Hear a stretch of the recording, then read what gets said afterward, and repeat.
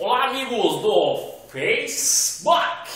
Estou aqui para cantar uma paródia para os meus amigos que andam na madrugada e gostam de dar um furico depois de tomar uma, pega a linha, esquece, não lembra mais nada, entendeu?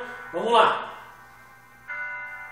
Sempre bebo com os amigos, mas um dia bebi demais.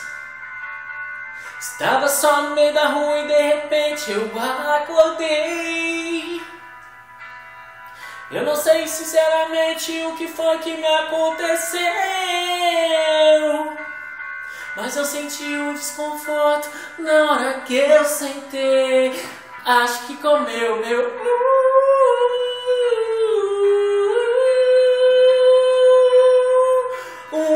e o pior é que eu gostei e eu queria mais, mas ele foi um covarde.